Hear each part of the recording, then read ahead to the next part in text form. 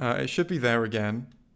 You know what? Okay, Oh, there it is. Okay, okay. Jay and Stu talk about Doctor Who, the Dalek invasion of Earth. Oh, there we are. We're on the stream. Anyway, hello, Jay. How may I be of assistance today? Do you have some kind of life hacks to tell me, Stuart? No, I don't. Oh, okay. I just I just like to burn things.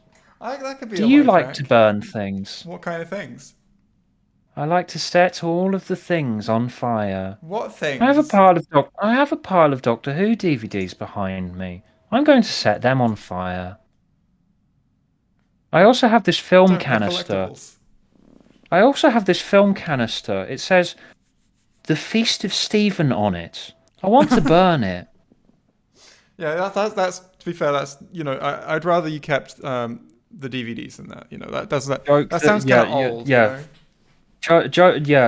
Yeah. Joke that every single Doctor Who fan has made under the sun at least 8 times. What there's like you're The, starving, the, no, and I just, you're in like I a just, you're in like a snowstorm and the power's out and the heating's gone off and you're freezing and like, oh, we need something to burn, and then there's like a, a an ant like a, co- a, co- there's a all of your food. copy of the Invasion Part One. Yeah, not all of your food, a film canister labeled the Daleks Master Plan. What else? What else is on that pile?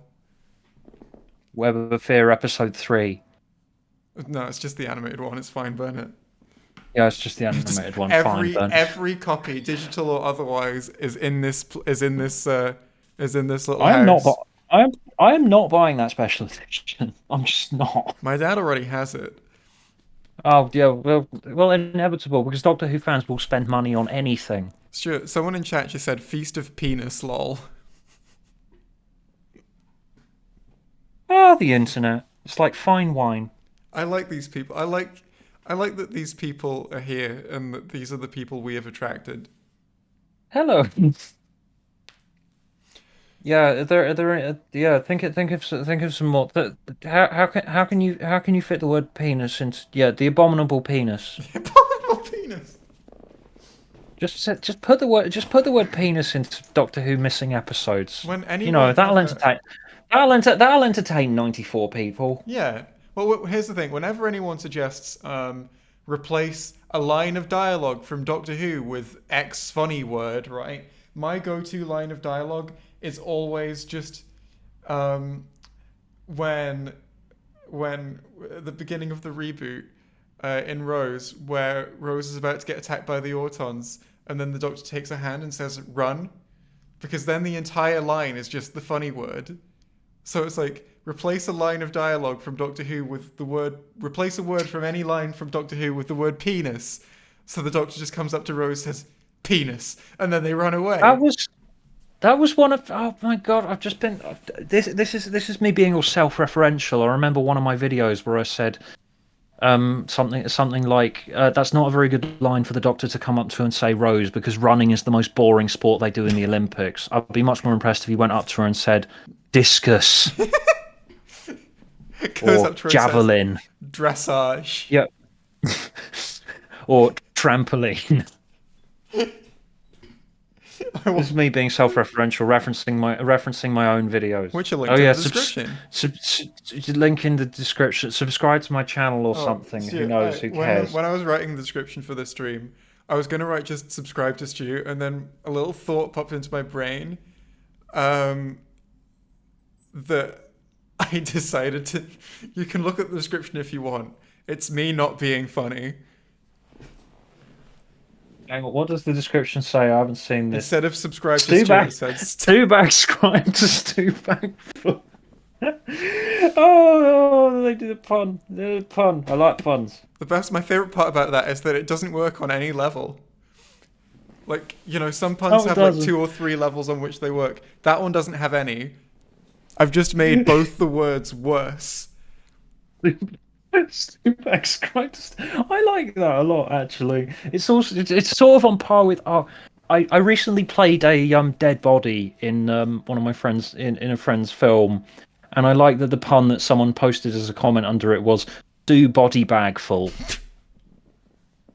I really like that pun. That's good. That is good. It was worth playing a corpse in a film to begin with, which goth life goals. I'd love to But play a it corpse was in a film. it was really fun. I sat there being painted for 2 hours. It was weird. I'm fairly sure I've sat places being painted for a while. But that's just like Mm, face paint as a child and makeup as an adult, which is just the same thing but for adults. yeah, I mean it was just top half. It wasn't like full nude and anything. You know what, Stuart? If you were going to play a corpse in a film, which to be fair you have, and that's why we're talking about it, I would be you. Any person who has played a corpse in a film, I feel like you're the person who I would be least surprised if you told me that it was a fully nude corpse. I don't know what that says about you. I was waiting for him to ask me. I was actually kind of disappointed he didn't ask me. But yeah, whatever. Okay, speaking of Doctor Who quotes, one day I shall come back. Yes, I shall come back. Until then, there must be no regrets, no tears, no penises. Just go forward in your beliefs and prove to me that I am not mistaken in my beliefs. She just goes, no penises. Aw. Oh look, Council of Geeks in the chat. Release the nude cut, Stu. Buy me a drink first. Anyway, what are we here to do, Jay? Well, you said before we started, you said that you might want to talk about some Doctor Who news before we actually got into the episode, and I Oh will yeah, let you. let's do. Shall we do that? Yeah, because I haven't actually said anything, have I? Yeah, Chris and Jodie are leaving. Oh, that I wasn't sure what you meant. Yeah, we can talk about that. Oh, yeah. Should we talk about that? I got nothing to say about it. I tweeted when it happened. Oh yeah, I'm supposed to be a Doctor Who YouTuber, and I'm supposed to have all these opinions and things. Yeah, this is happening. We can try again. Yeah, I like that someone has put in the chat. Stu, where is your OnlyFans? Just full corpse videos. No, that pretend. But then again, are OnlyFans keeping the adult No, content no, they're anymore? I not. can't. They're not One of doing. your own. They're not banning adult content anymore. Yeah, that wouldn't. That was weird. That was. I've never seen a business try and disown their entire selling point before. Tumblr did. Oh yeah, that's true. Where are they now? Somewhere I'm sure. Someone in chat said, I've lost it. Where's it gone? Someone in chat said, "One day I shall come. Ah, yes, I shall come."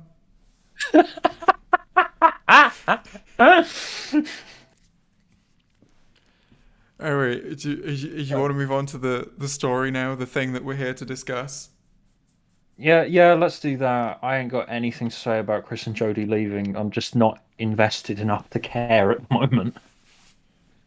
Yeah, that's fair. I'm just sort of feeling like I I'm pro- guess you Doctor I'm, Who could pro- I'm try probably something else. Yeah. I'm probably gonna watch season 13, but I I don't mean, know. I don't know if it's worth it. if you don't watch it, we don't get to do these streams on it.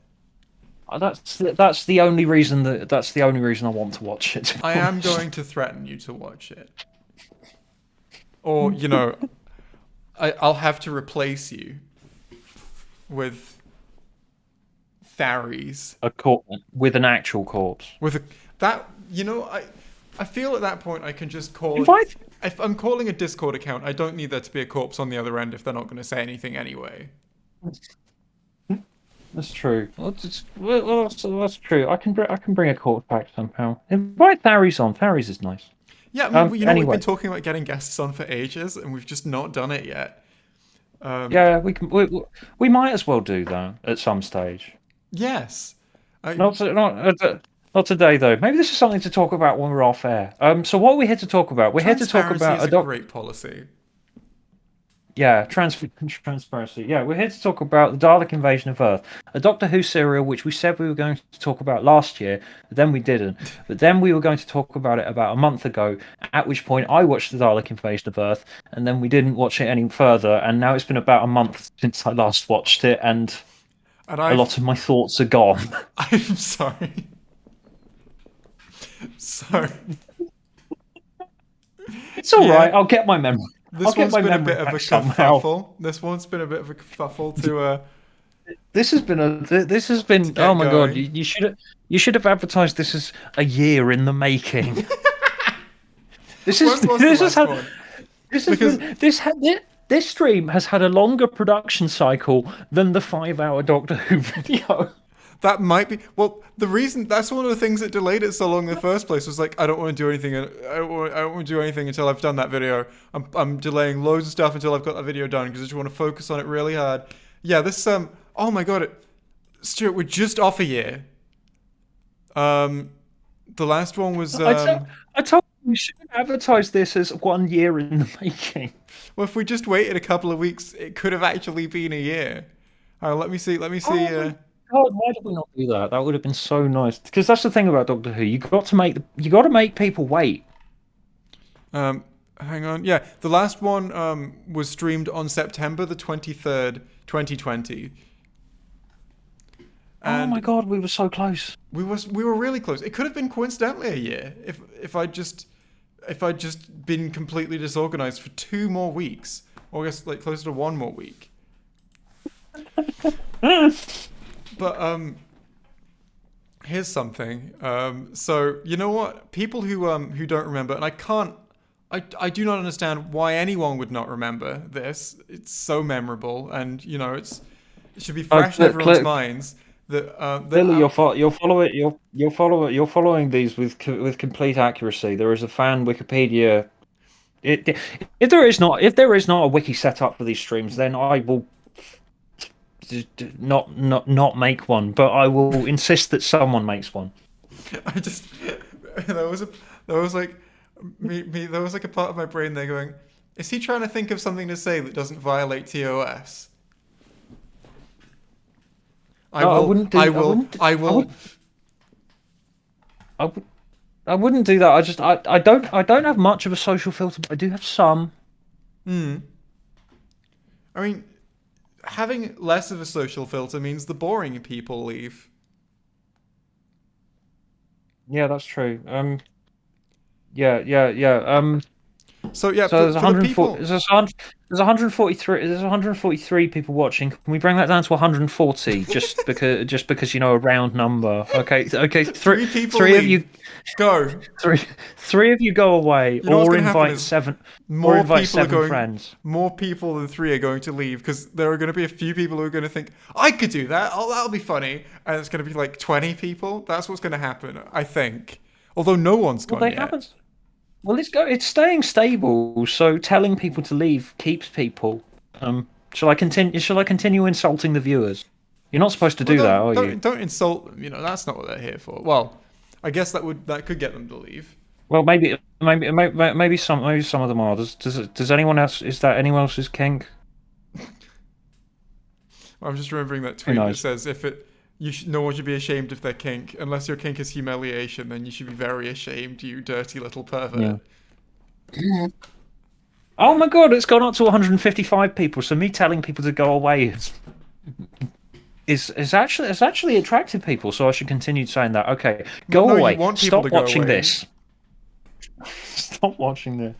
We were supposed to be talking about the Dalek invasion of Earth. Well, so yeah, Yeah, basically, that's the plan. I watched. Oh, before basically, we do that, I do want to remind people, but if the disloyal amongst you audience who have forgotten, for whatever reason, that our plan is to go through two stories from every Doctor, one of which is good and one of which is bad. Supposedly, that's the idea when we go into them, but who knows what opinions we'll have when we leave.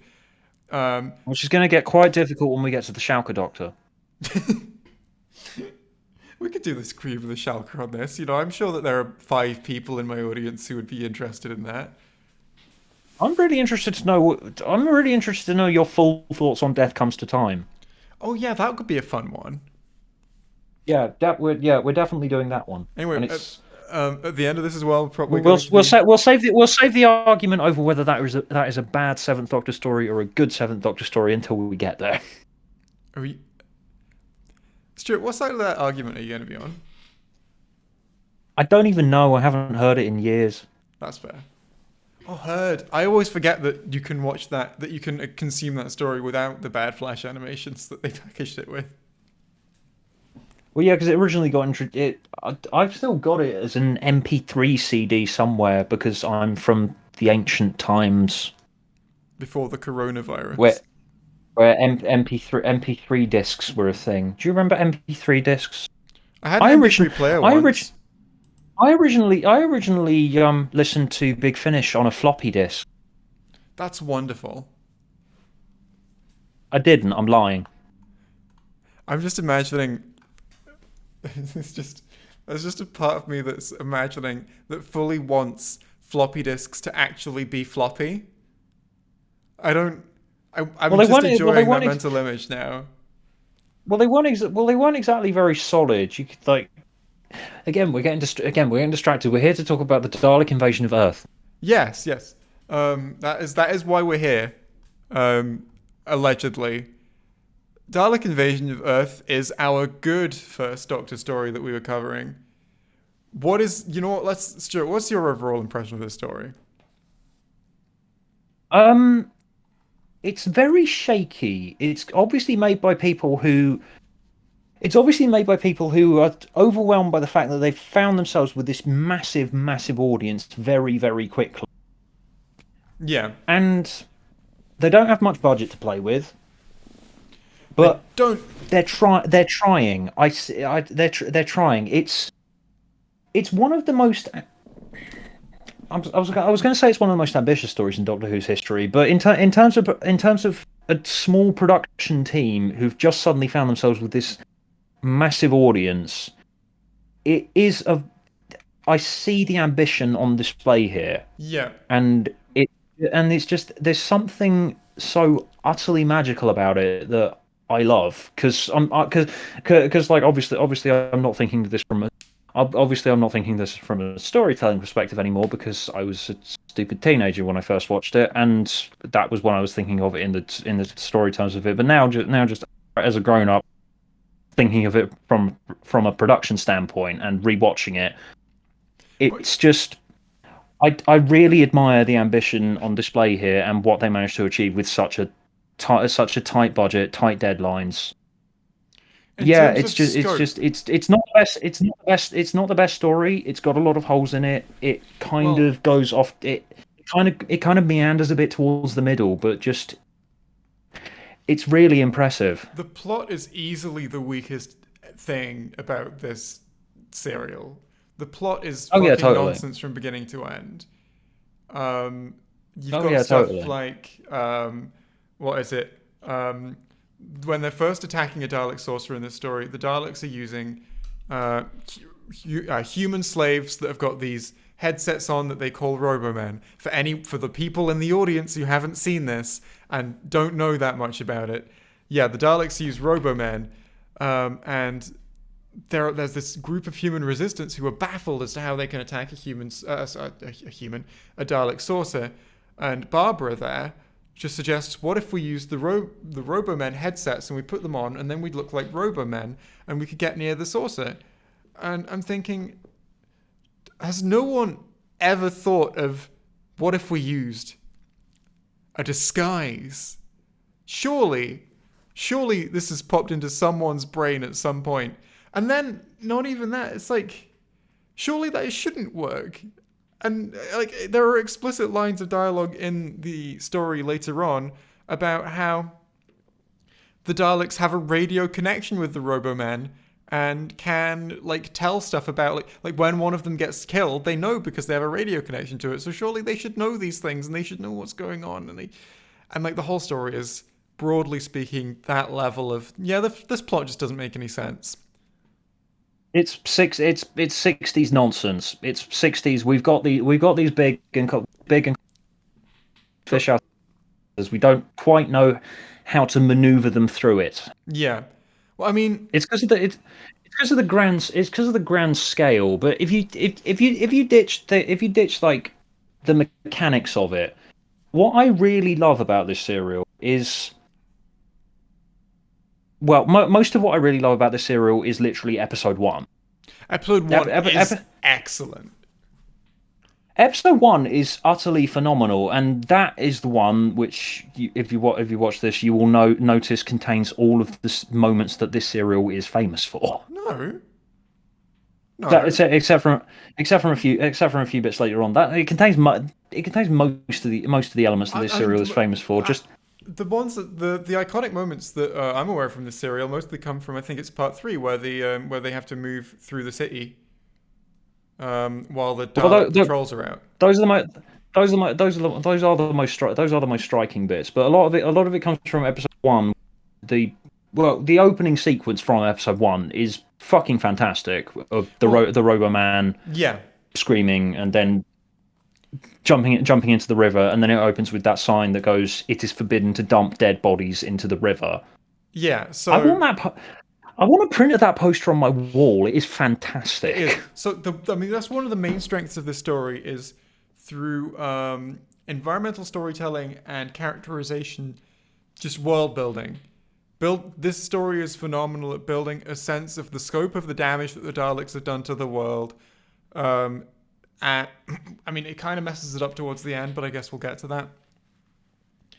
It is And a it's done it, and it's done it through very small things like like set design. yeah, and just like the way that the characters talk and the attitudes that they hold.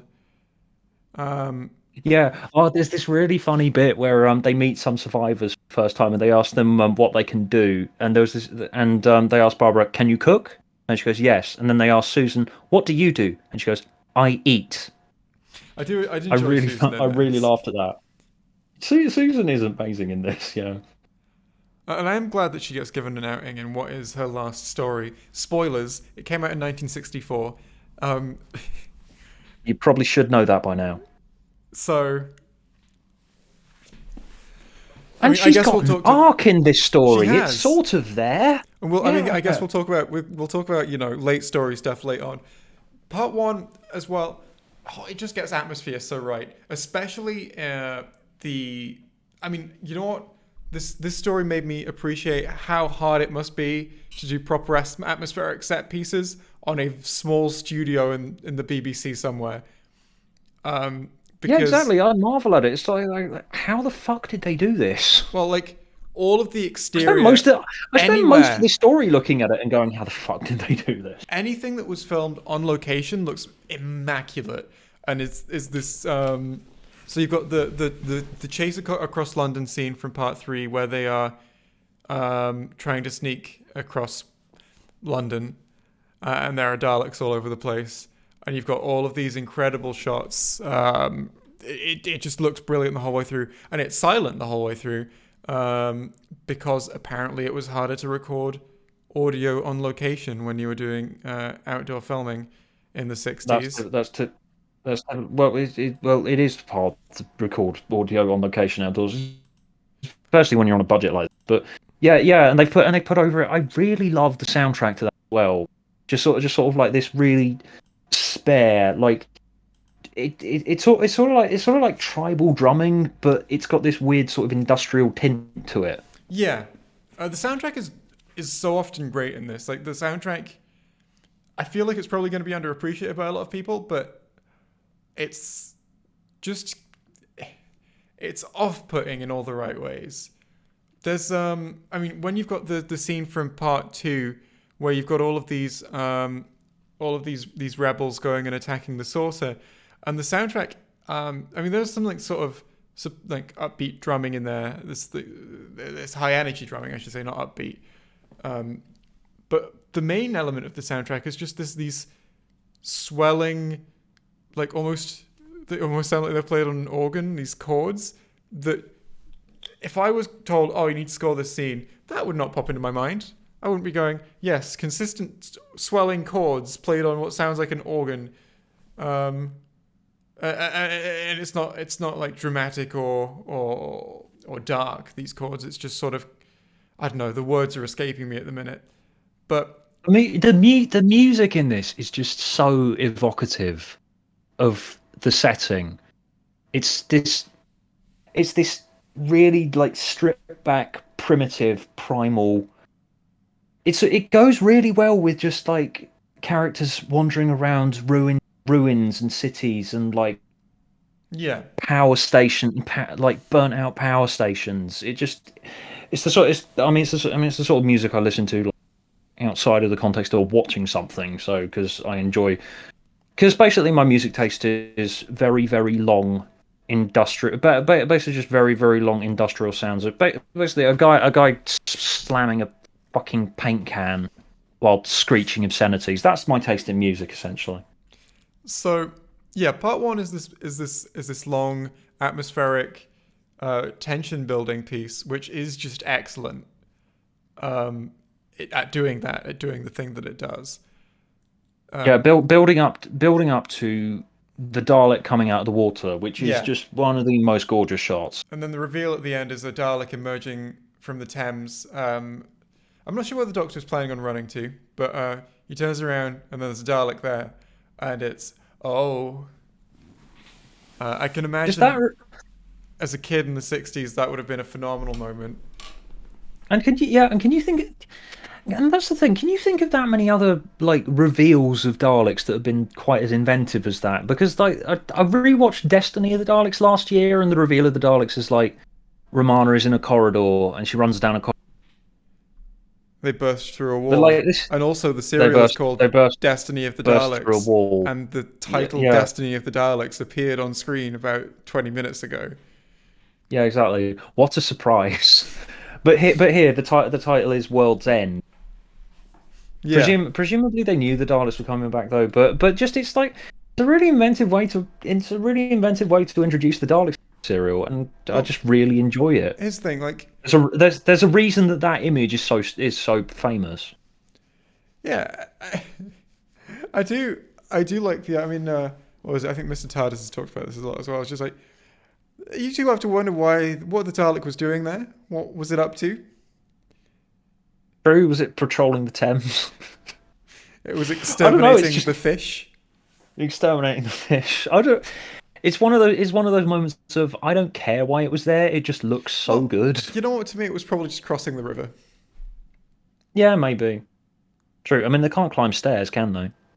I always assumed that in the classics, when Maybe it was maybe this London Bridge classic, has fallen down in this one. I always assumed when it was this in this era, the implication was supposed to be that they could fly or hover just a little bit, but that happened off screen because they didn't have the budget to do it. True. I think it's just someone had a cool idea of how to introduce in this one, which is good because like they were introduced in the. Okay, so the Daleks, the first serial, they were introduced by Barbara's wandering down a corridor. She runs into the Daleks while wandering down the corridor. Okay, so done corridor. What should we do now? It comes out of it comes out of water. Okay, that's interesting. It's them doing something different. They're not just sticking to the same old thing. Well, in the chase, they emerge from sand, don't they? Do they? I can't even remember now. Been years. Maybe I think so. I think there's like a scene where I don't know if it's the first reveal of them, but there's I'm fairly sure there's a scene where they rise up through the sand.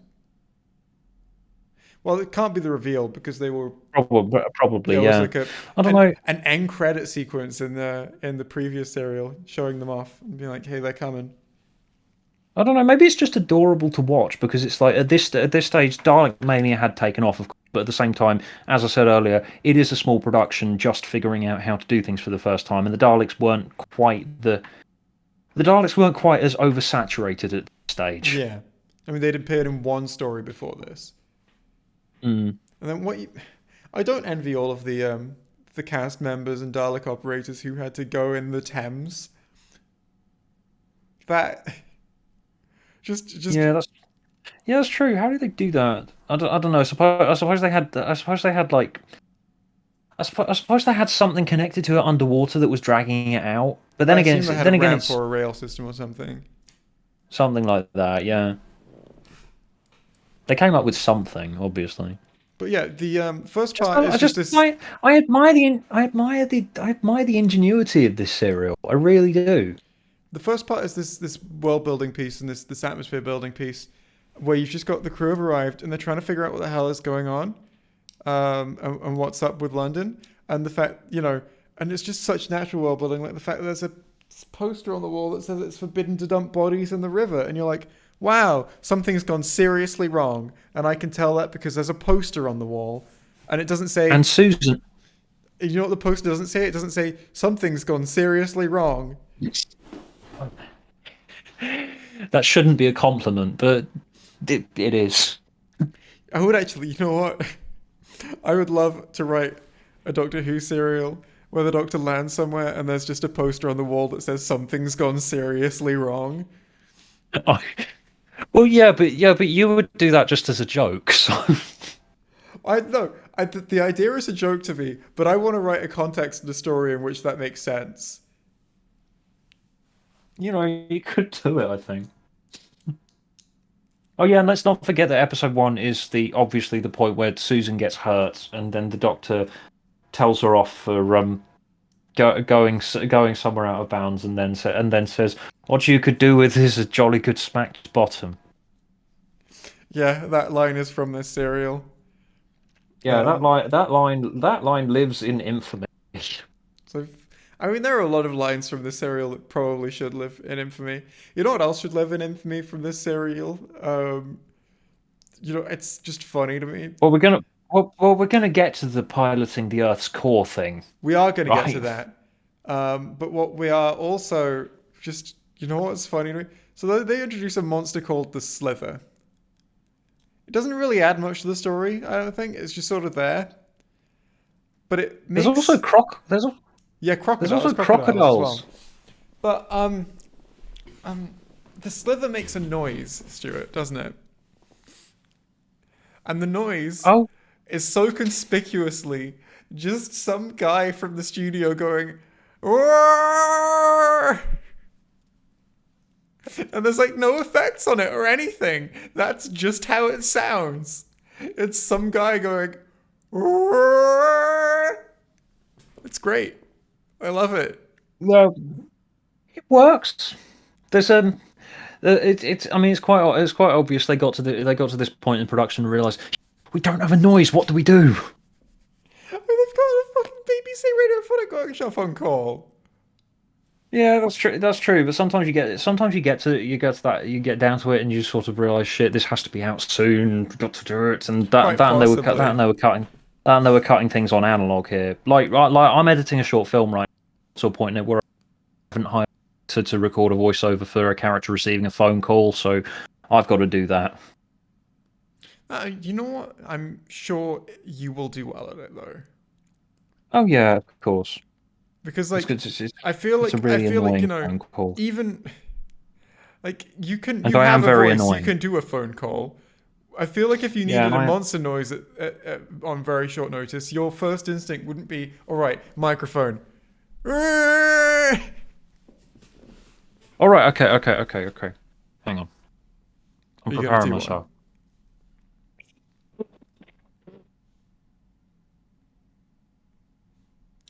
Did that sound like me straining a shit?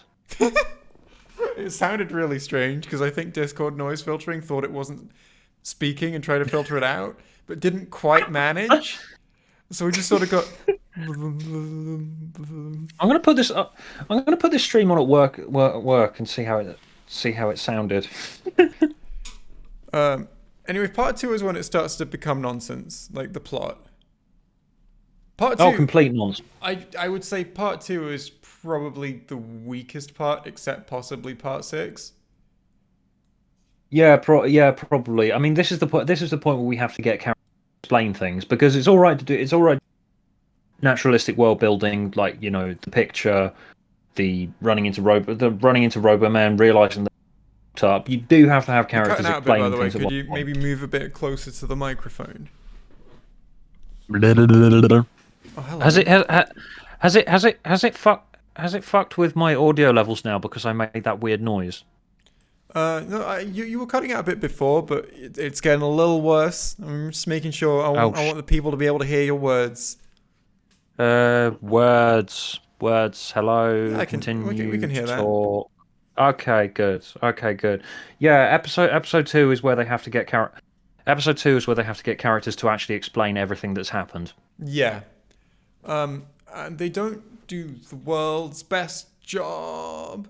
You know what I do? I do fully support the Dalek invasion plan of just bombarding the Earth from afar for a while and then arriving when it's helpless. Um, with not only bombarding the Earth, but bombarding the Earth with things that are not clearly alien threats, so that people don't know to prepare for an alien invasion. Just destabilizing it and then arriving afterwards makes a remarkable amount of Oh, sense to me for this story. Hmm? oh God, maybe that's what's happening in the real world right now. Well, yeah, it's a plague first, and then we're in for a meteor strike, and then the Daleks land. Perfect. They're a bit I hope. early. You know, this is set in 2150. Yeah, true. Maybe this. Oh my God, this serial was really gnarly, but maybe it was a bit optimistic. Anyway, so yeah, part two. Our characters join up with Resistance, and they become part of an attack on a Dalek saucer, which goes tits up, and all of the characters get separated for the majority of the rest of the story. I Um, think the thing about the thing about the scene in which the Resistance explained to them what happened, though, hmm. while I was watching that, obviously I was thinking about Nuhu because comparing it to Nuhu, everyone, everything, Doctor. You're cutting out again, I was Stuart. watching that. Oh my God. Bleh. I'm gonna keep making weird. I'm gonna keep making weird noises. Bleh. I support you in your decision. Someone cut Okay, out all of continue. these. Someone make an edit of the Dalek invasion of Some, Earth where the Slither yeah, makes noises that Stuart has made instead of its own noises. okay. Oh, that's okay. Okay. If we're gonna challenge people to do that, I should probably do them. I should probably do them clean right now, so you got bits to cut out. Okay. Do it.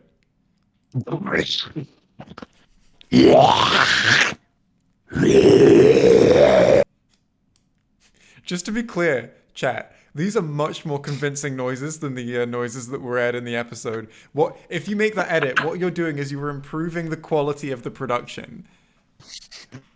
It's because before Dalek it was invasion. yeah. I will be on the next remaster of the Dalek Invasion of Earth DVD if it kills me.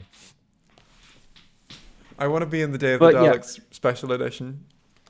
but yeah, doing better voices. But yeah, the thing about the bit where the survivors are talking or explaining to them in episode 2 what happened.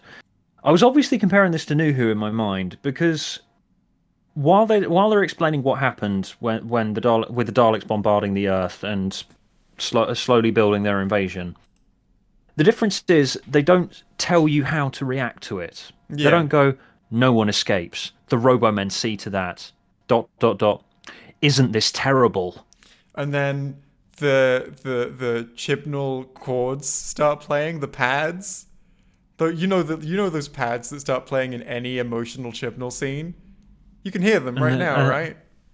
So, I can't do them. It's a chord. I can't sing a chord. Hmm?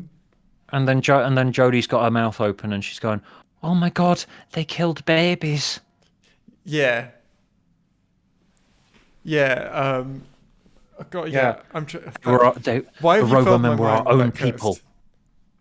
They were our own people, and they were turned against us. Well, here's the thing, Oh because my God, these they were your own characters people, and they were turned against you. these characters are used to this world now. This is where they live. Yes, yeah, they're just sort of listing it off like it's a shopping list. They've not got I time. liked it. I mean, they're still people, and they're affected by the world in which they live. But they don't have time for every new person who arrives to be like, this is the Oh my God, world I this is have to so live in. tragic. The Yeah, Daleks killed people. yeah, and also, what I liked was that while they were explaining about the Robomen, they're going turned against us. It cuts to voiceover with some montage fills, and they couldn't show much because the budget is really low. So what we got is just like the Robomen marching and the Daleks moving, and it's just sort of like it's a voiceover with some montage fills to make it visually interesting, and that's better than essentially the Cybermen, in which some people had stood in a quarry explaining things. You know, visual medium. Yeah, yeah. Well, it is forbidden to dump bodies in the river. Well, yeah, I watched that voiceover with some montage fills, and I was just sort of thinking, why doesn't Doctor Who do this to world build? Yeah. It's not the best. It's not the best technique for world building ever, but it works. And by the way, for It anyone who gives hasn't and seen this story, yeah, those are it cardboard cutouts of Daleks in the background. They reused yeah, those. but yeah, yeah, but who cares? Who cares? It looks like they're there.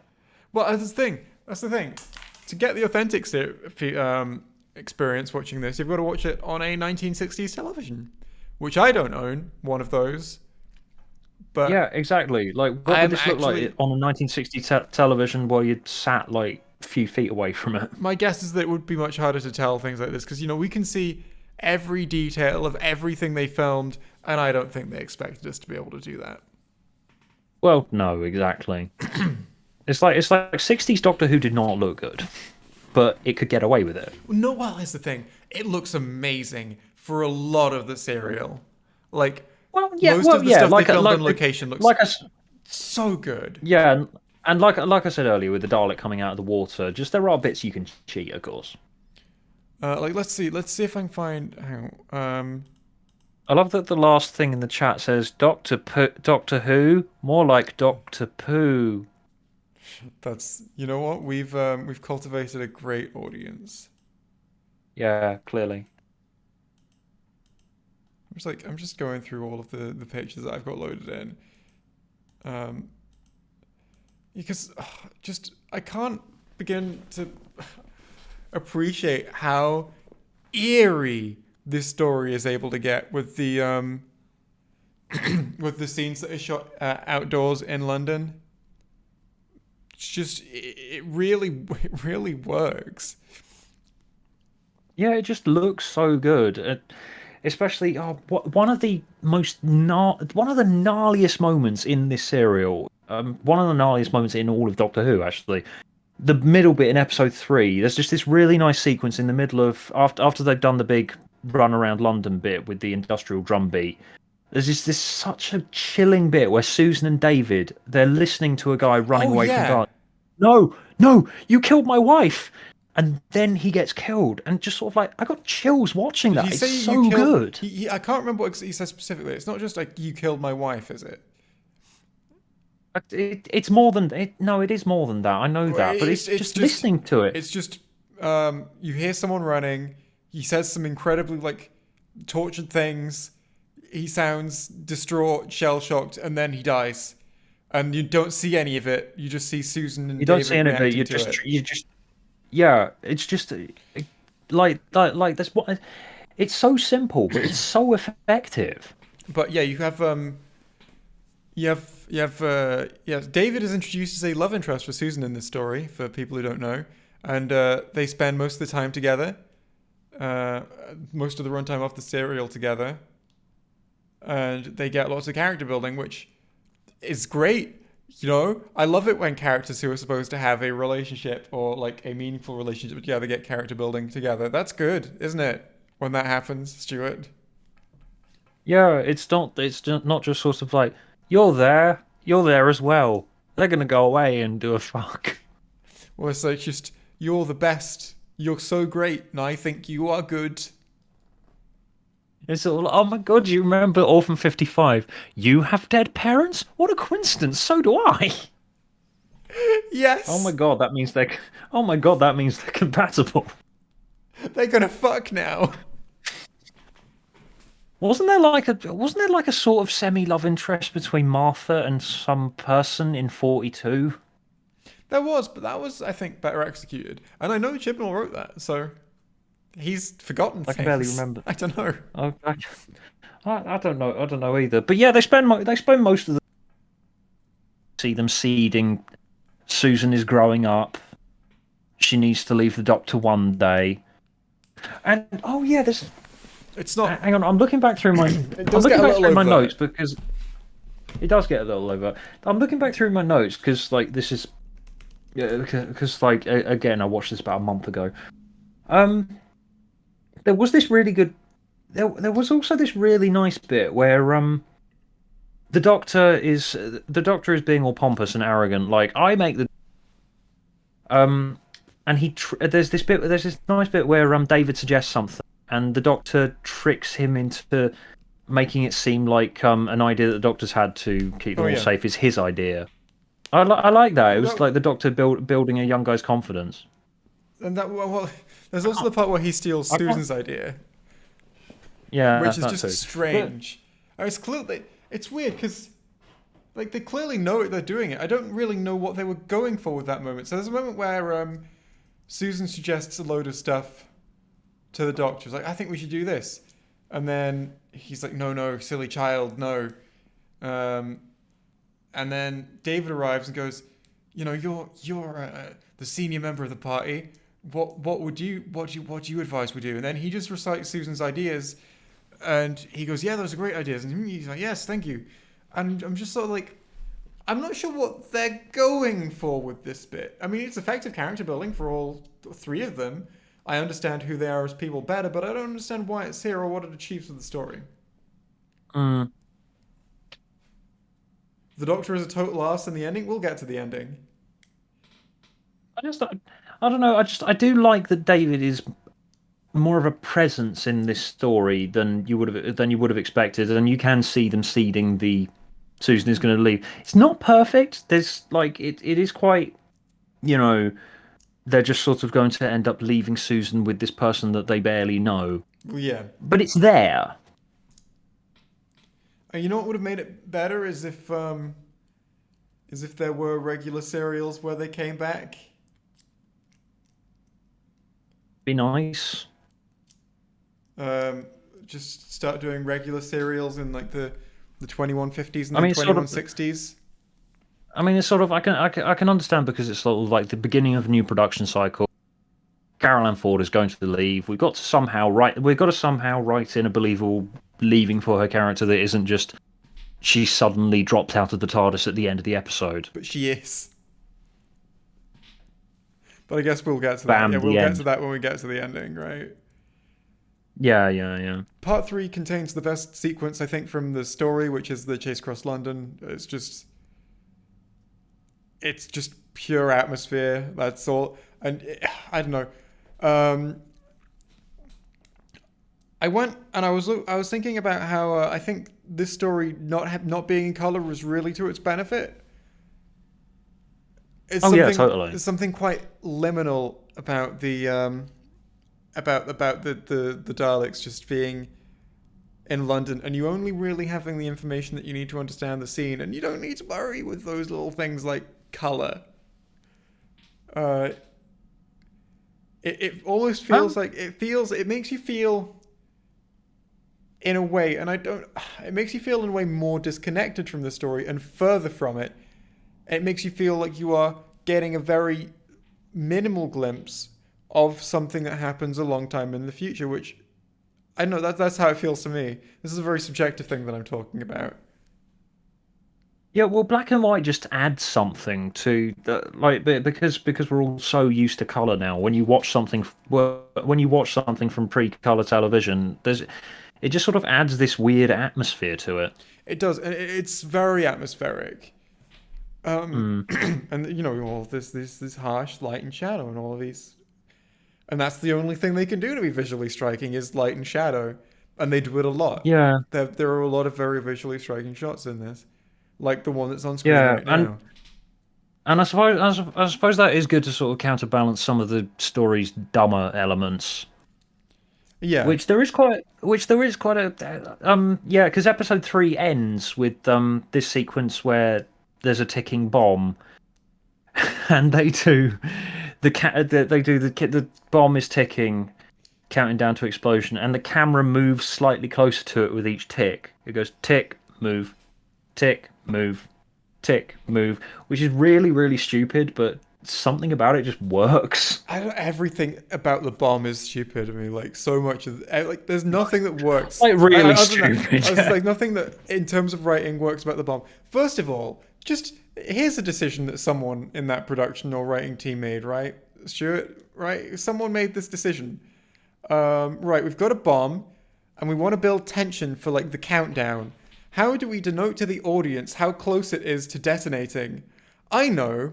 In this black and white production, Let's have a character point at a dial and say, when it reaches the red, it will go off.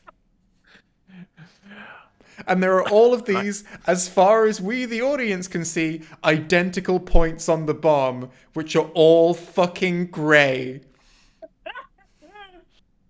So what they decided was the ticking, camera proximity, tick closer, tick closer, tick How closer. close That is can the them. camera get before it goes off?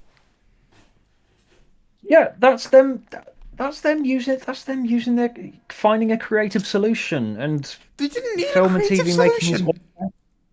They Well, just needed to use anything other than colour to denote when the bomb goes off.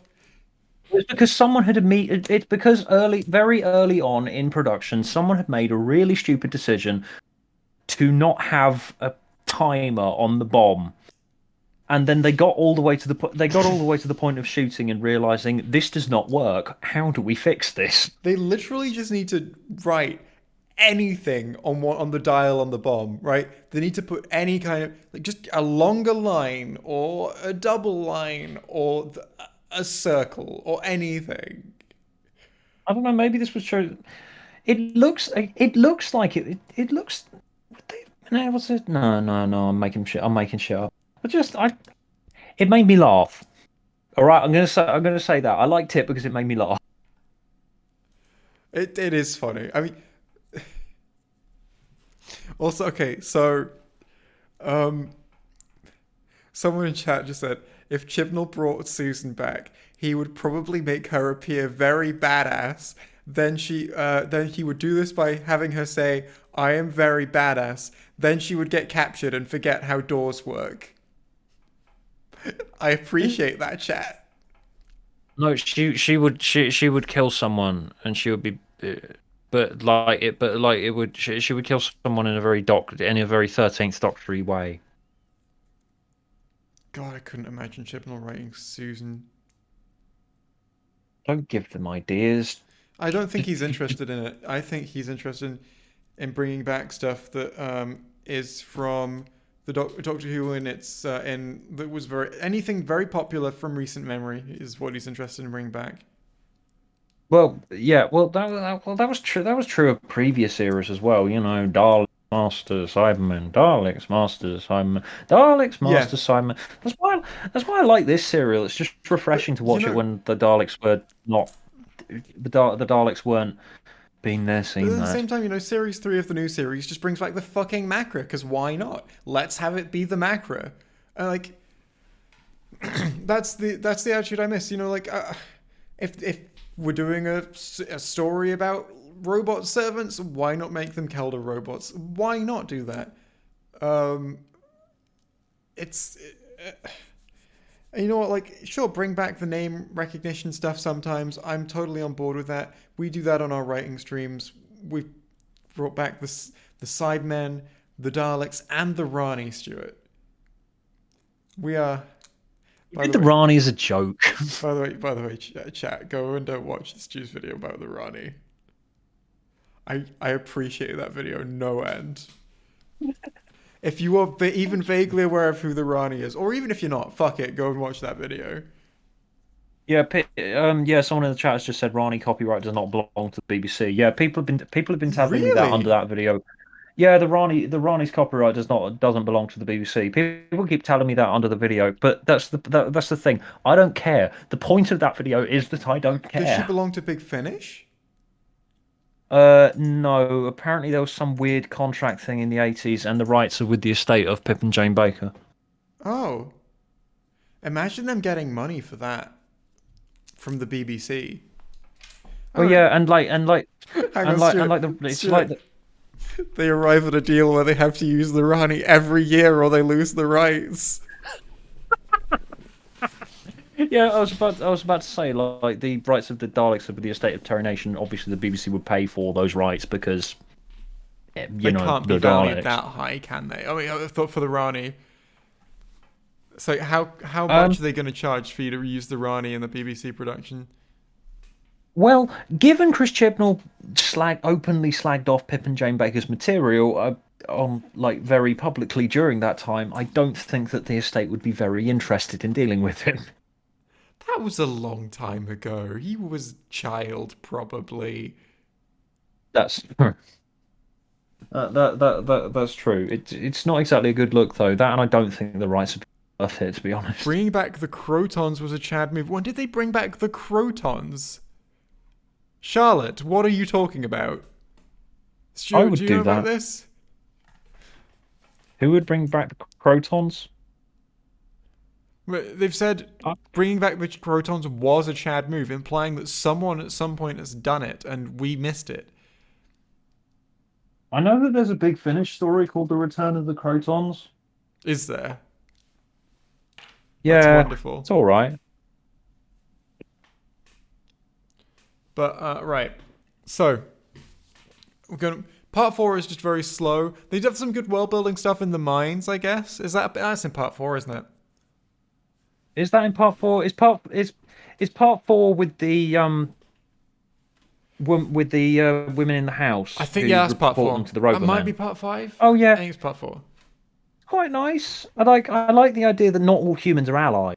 Well, yeah, I mean that's a very consistent fixture of the story is world building via the attitudes of people that they meet along the way. So there's the guy who's just after gold, and there's the women in the house who make slaves. Make slaves for the clothes. Yeah, they make slaves for the Who makes clothes. who makes clothes for the slaves? Yeah. Here's the thing. I was about to say make clothes for the slaves, and I was like, no, that's wrong. I got those words in the wrong order, and I corrected myself to slaves for the clothes. And I was like, brain, why did you do that? Why is that something you felt the need to do? What you were gonna do it right, and then you sabotage yourself, brain. Is it the one called He Who Moans Why Doctor Who Needs to Bring Back the Rani? Yes, it is. Yeah, that's the one. They need to do that. I don't care, but they need to do that. Uh, They should make a Big Finish story. Oh, but while we're on that, I do oh, like that. I like that wind up at that house and those women. They seem sort of nice, but can you trust them? And no. then they turn them over to the rope. That's that's quite nice. It was sort of giving me like it was sort of giving me kind of Watership Down vibes, where there's that bit where they come across Warren, where which is surrounded by traps, which Nice. I quite like that. It's a good storytelling it's a good storytelling technique of desperate people middle of the story think that they found shelter. Oop, they haven't. Yeah. I Um, mean, it's clear.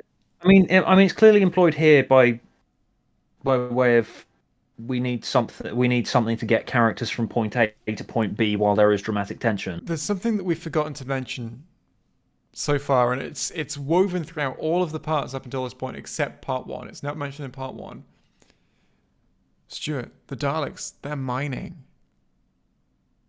Yes, they're They've got a mine. mining. They're drilling a big hole, and it's very unclear what they want. And characters have discussions about it multiple times. It's like, well, it must be something that's found specifically on Earth, because why else would they invade a whole planet and dig up just this one site for it? And why, Just, you know? just when you said that the Daleks are digging a big hole, I just imagined a troop of Daleks going to a beach with buckets and spades and digging a really big hole. That would be a more wholesome. Well, while we're here, you know what I want to appreciate? I want to appreciate the 1960s Dalek gun effects, because they are the original Dalek. The Dalek guns are lasers now, and sure, fine, they're allowed to fire lasers. That's allowed. But fuck me, was it way more creative when they fired like a cloud of death? Like, Yeah, it's that was cool. unclear how the weapon works, but it makes everything look weird. Like, everything. Like, for those unfamiliar, in the 60s, when a Dalek fired its gun, first of all, it wasn't just like a hole in the barrel. There was like a thing in there that, like, popped out for a while, like, and went like a metal bit. And it looked weird, and you didn't really know what it was for. And you're not supposed to know, like, how the weapon works, you know? It's some weird science that we don't understand. And then it makes the area, like the whole area around when they fired their weapon, it just looks weird, very just looks visually very weird. It's done by inverting the colors, but I assume that if they had more advanced effects, they would have used them. But just making the area look strange, and then the people that they want dead die when they fire their gun, and that's how it works. It is just it's AOE. It's not a The production it's the not a, production design on the production design on 60s Doctor Who was just amazing. it's not a projectile Like, weapon in the original. Well, no, it's still not a projectile weapon. It's not like a weapon that hits a single target. It's an area of effect weapon that just like mows down loads of stuff, and it looks great. can I just put can I just point out someone in the chat has just written Bitcoin of the Daleks. Stop. Please write that story. Bitcoin of the. That's basically We Are the Daleks. Have you listened to We Are the Daleks, Stu? No, I haven't. Deeply flawed, Wait. but highly enjoyable. Okay. Yeah, right. Yeah, right. Bitcoin of the Daleks. Cryptocurrency is terrible, and I want to see it satirized. It's it's a story where the Daleks offer prawn cocktails to people. Oh, that's nice. I mean, it's still not going to And, beat. It's still going to be. It's and still obviously not going to beat Holy Terror, where a guy is hacking people's limbs off so that they fit inside of Daleks. that's not Holy Terror. That's Oh, Jubilee. Jubilee. Get I'm my Rob Shearman confiscating your canon Big right. Finish license. No, there's I'm sure there's a Rob's moment going to show up in the chat and berate me for that. there's a moment in We Are the Daleks where a group of Daleks, instead of shouting one of their many things that they like to shout, like seek, locate, exterminate, or whatever, there's a moment where the Daleks are all standing on like a plinth and they're all shouting share and invest, and that's great. That's fun. It's the story's worth it for that alone. There are loads of great Dalek lines in that story. We are the Daleks, and this is our song. We are very naughty and we like to do wrong. Yeah, but back to episode 4. Yeah, episode 4 is the bit where Ian has some really nice like cheesy action hero-y bits in this. He does. He does. There's this bit with there's this bit with the Robomen going, "Do not resist orders," and he goes, "Get new orders." He's great. I love Ian. Yeah. And there's this also bit where he bashes the Slither with a rock. I was like, there's the stuff that I feel like probably wasn't deliberate at the time. Like, classic example of this kind of thing is William Hartnell flubbing his lines. Was not deliberate at the time, but when you go back and watch it today, if you assume that everything is as it's presented, then you've just got an old man who struggles to speak sometimes. And like, yeah, that works for me. And Ian often gets just given weird lines of dialogue. And I'm not sure that it was on purpose. Like, I can't remember. I know that there were some in this story, but I can't remember them. The one that springs to mind, though, is when in The Web Planet, which is the story we covered a year ago, Ian says that he once saw a bunch of ants eat an entire house or something like that. And you're just like, that was a great line. what? I once saw a bunch of ants eat an entire house. And Ian has loads of these lines where you're just sort of like, Ian, are you sure about that? And I don't think they're on purpose, but they don't. Here's the thing: as mistakes go, they don't detract from the story. They just make Ian kind of a weird guy who says weird stuff sometimes. Like, as in, if you assume that Ian is literally saying that stuff, that's what he said. And yeah, that is a stupid thing to say. Not sure why he said it. It doesn't make Ian a worse character. It doesn't make the story, It just makes him fascinating. I really enjoy the fact that Ian is a character who will just sometimes come out with stuff where you're like, what? But I do occasionally want another character there to just go, Ian, what? What the fuck are you talking about, Ian? It is also Ian as well. Where was he living where they had ants that could eat through a house?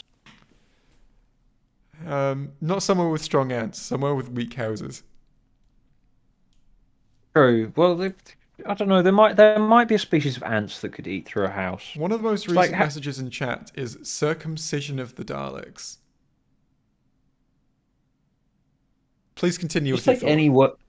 Just don't take any word and put of the Daleks on the end. Come.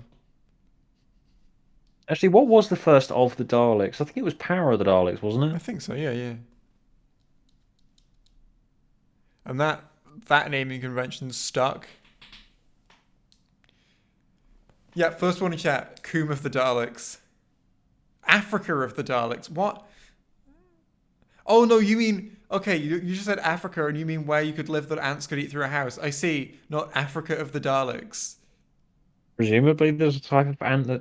But yeah, that's the thing. Like, how old is Ian supposed to be? How much of a life is he supposed to have had before ending up being a teacher in London? I assume he's supposed to be like 35.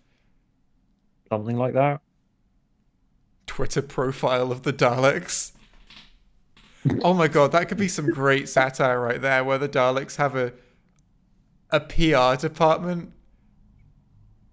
They have some intern that they use to do like tweets. Well, Twitter is officially evil. So Well, yeah, you know, Twitter is a hellscape. that's that's canon now. Twitter is hell.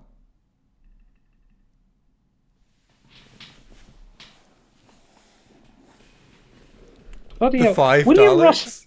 Hmm? Bloody William Russell was 40 when he made this. So yeah, I guess Ian has just had a very full life. Yeah. I like to believe that he's the one person alive who's actually seen ants eat an entire house. Sure, fuck it, that Pres- happened pres- specifically to him. Presumably. Anyway, William part William Russell was 40 when he made this, and he's still with us. he is So he's doing great. that's I nice. mean, well, I mean I don't know that for a fact, but he's done very well. Hmm. Orgy of the Daleks. When I'm 40, I'm going to be a Doctor Who companion. You're already a Doctor Who writer on the very very exclusive streams that we do. That is true. That is true. Which will be canon one day. I will figure out. I will get my showrunner position one of these days. I'm planning. Failure of the Daleks. No, that's called Revolution of the Daleks. I'm sorry. It's also called Asylum of the Daleks. Or which is familiar. Or Death to the Teabagging, Daleks. teabagging of the Or Daleks. Resolution.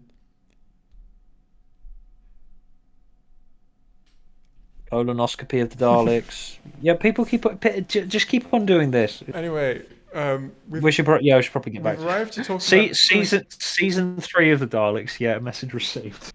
part 5 and 6 is just where it really stops working. Like a lot of the bits that were working Dum really dum well dum dum don't dum survive dum. into parts 5 and 6. So first of all, Oh yeah, the totally. That's where we scale have like a complete. That's where we have a complete nervous breakdown, and the story stops working. so like the first of all the scale of the story that had been built up really just honestly well for the first 4 parts really takes a hit when like the entire problem is solved by like the Doctor strolling into a room, and that's broadly where he needed to be. Like the Doctor can just break in very easily to the Dalek head command. It's super easy, barely an Yeah, inconvenience. He can just get in and he can yeah, fuck stuff up. And he can just grab a yeah, microphone on the wall and give all the Robomen orders to attack the Daleks. yeah. It's very anticlimactic because the entire story has been figuring out where characters need to be to get to location. Yeah. There are some problems along the way to location. Guy in wheelchair dies, um, quite heroically. Um, and then there is there's shit that happens along the way. Then they're at location. They big dumb reveal, and yeah, that's the end.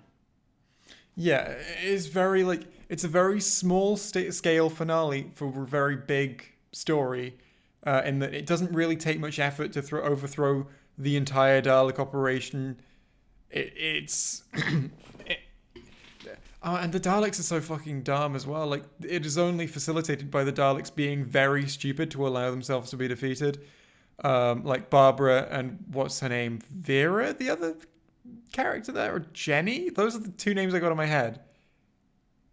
It's one or the other. You watch this. You watch this closer than I did because, as I said, it's been a month, Yeah, I watched and a this. lot has happened to me in that time. I watched it 2 times as well in the last week.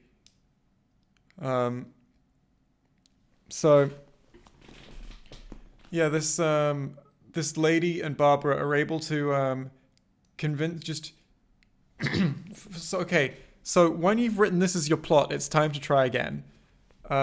Vicky and Barbara, Vicky, not Vicky, whoever and Barbara, go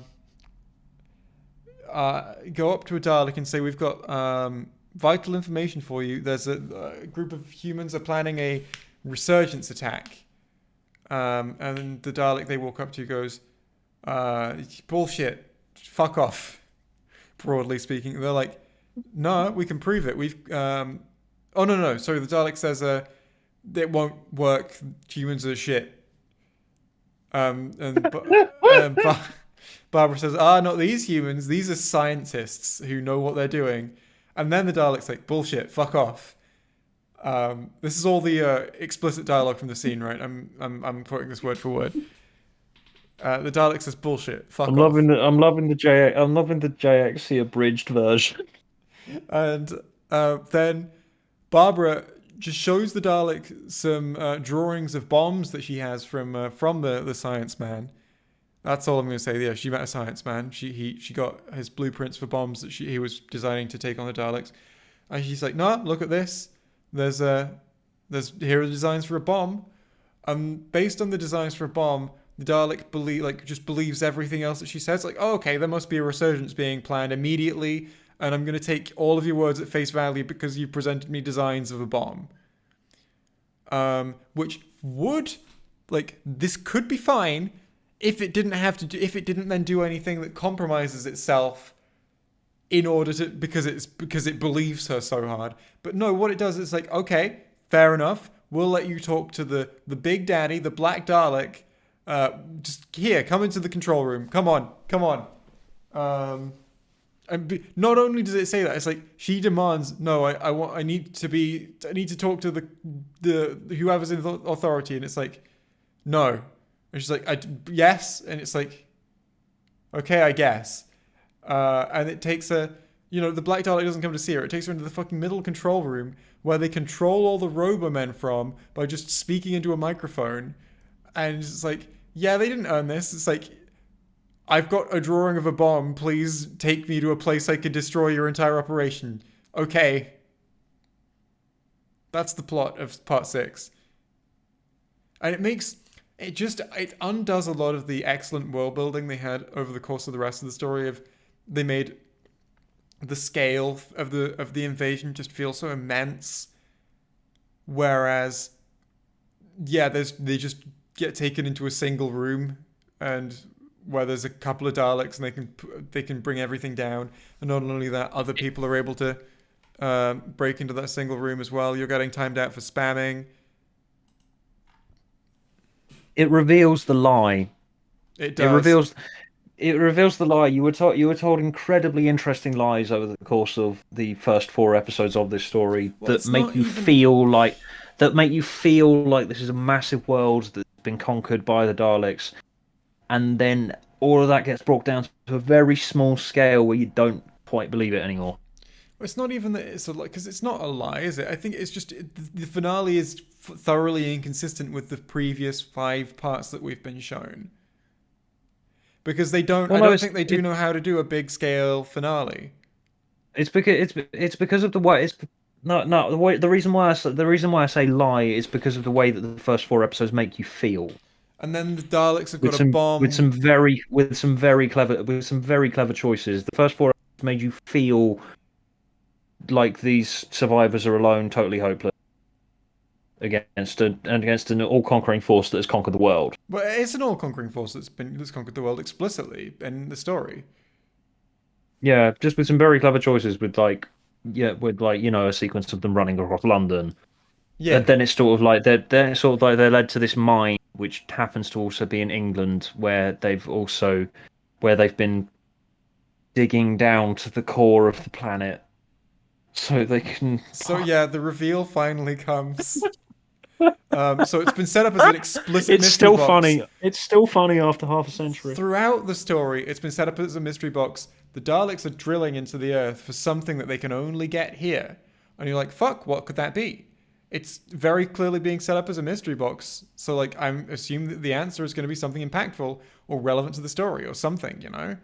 They're clearly getting the audience to wait for this reveal. They want you to know it's coming. And then, oh, do you want to do it? No, I'll let you go for it. Okay, so just in part six, Ian overhears the Daleks saying, and but by the way, they have literally no reason to be saying this. This is just a scene where a Dalek goes, "Hi, other Daleks, I'm here to tell you our plan that you already know." It says, "We are going to remove the Earth's magnetic core and install an engine so that we can pilot around the Earth anywhere in the universe." And you're like, okay, I guess. Sure, that's their plan. Fine. I don't. I guess they can do that if they want. That's allowed. I'm sure there are feasible reasons that they might want to do that. But it's just sort of like, you could substitute this for fucking any evil plan, and it would be the same story. So I don't know why you built up to it for five episodes. It could literally just be, we want to destroy the Earth to kill all the humans. Same plot. We want to But just instead, we want to hollow out the Earth's they've core got. using a bomb that has an Ian-shaped hole in it. Oh, also the sequence where Ian falls down the shaft. Stuart, the scene where Ian falls down the shaft. Oh, it's just. It's just, you just need to see it. If you, I Yeah, can't. Words don't yeah. do this justice. So there's a shaft going to like very deep in the earth, and Ian falls down it in a combination of VFX shots from the 60s and shots that are shot so that you can't tell that it's not, very like, extreme close-ups and stuff, so that you can't actually see that none of the stuff that they want you to believe is around Ian is actually around Ian. And it basically just, Basically, that.